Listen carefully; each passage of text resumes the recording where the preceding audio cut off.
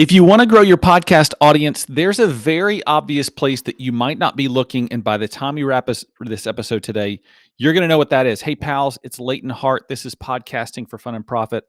Last week, I delivered some strong words for marketers about the huge opportunity that exists for companies and brands when it comes to advertising on podcasts.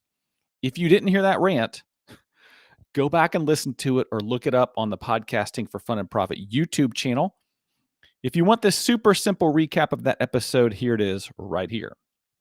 If you're spending advertising dollars on billboards and newspaper ads, or you're thinking that organic social media is going to deliver results for you, you need to look into podcast advertising. Podcast listeners will buy from you.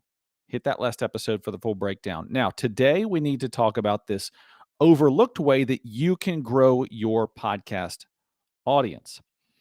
If you dive into Google and search for how to get more podcast listeners, you're going to get a lot of tips like this. You're going to hear promote your show on social, email your list when you drop a new episode, make audiograms to post to Instagram, and post videos of your podcast on YouTube. I do all those things. I recommend all those things. Those are things that you should do. Those are great tips. Then you also have people who say, oh, you know what the growth hack is? The growth hack is to be a guest on other people's podcasts. The growth hack is to have high profile guests on your podcast. Those are great things to do too. But those last two things are not things that you can control. I want to share a mindset shift that needs to happen if you're going to grow your audience. And I'll admit that this is something that I struggle with constantly. Here's my problem. My problem is I've always been someone who wants to deliver a big aha moment for people, where you can like see a light bulb go off in their head and you can feel them grasping onto something new. The way this played out when I was a financial advisor, I was always trying to get people who had always done one thing with their money to just like all of a sudden see the light and do something new because I'd shown them that they could more money while keeping their money safe and yada, yada, all that stuff. And that did work. It worked sometimes. The role I liked to play is what's known as being an evangelist. You're taking your message out into the wild and trying to win over new converts into your way of thinking or acting. And there's no shame in playing the role of an evangelist. But I'll tell you, it is thankless work. It can be extremely inefficient, and the wins are few and far between. I've learned, I think the better role, and it's one that you can take advantage of as a podcaster. I'm going to show you how right here. I think the better role is engaging with people who are already doing the thing that you want them to do. Let's use sushi as an example. Let's say you've invented a spicy soy sauce that tastes great on sushi, and you want to make a fortune selling this spicy soy sauce. Okay. Now, sushi is one of those things that can be a little polarizing. If you like sushi, you probably really like it. But if you've never tried it, taking that first leap into trying it is a really big step. So, if you're going to sell your spicy soy sauce and you want people who have never tried sushi to buy from you, you don't have one job, you have two jobs. First, you have to convince those people to become sushi eaters in the first place, and then you have to get them to try your product.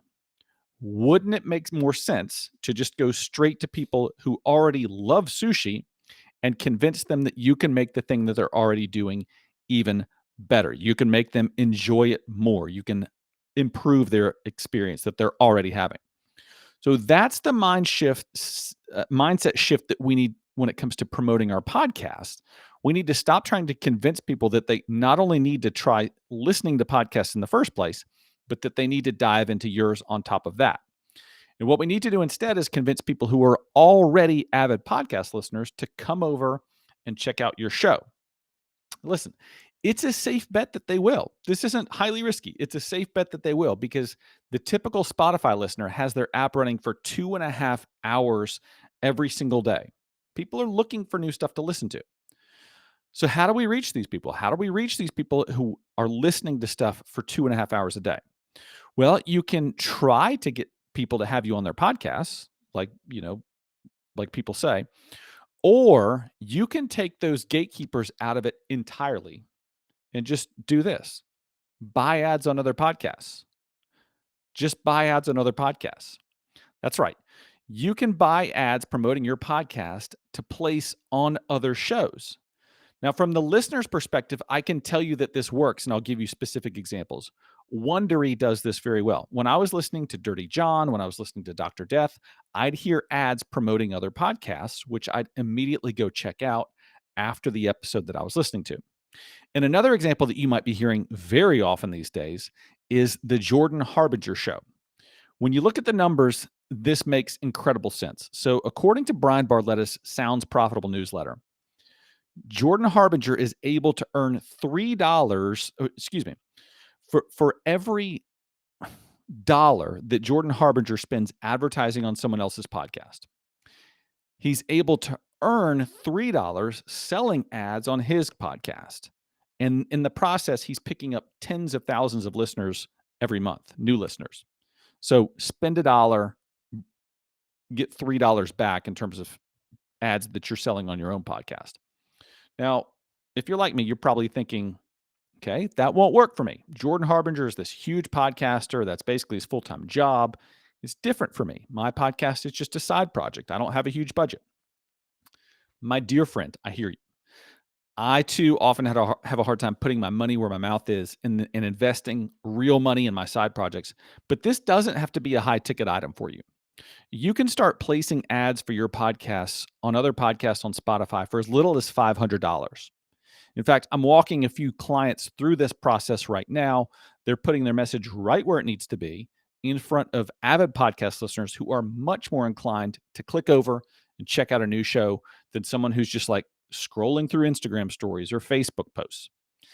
If this is something you want to try, I'll help you get your first campaign up and running. I'll waive my company's fees. I've got a link in the description of this video where we can start that conversation. That's the hack, my friends. If you want to grow your podcast audience, don't be an evangelist. Instead, get in front of people who are already listening to podcasts. I'll talk to you next time.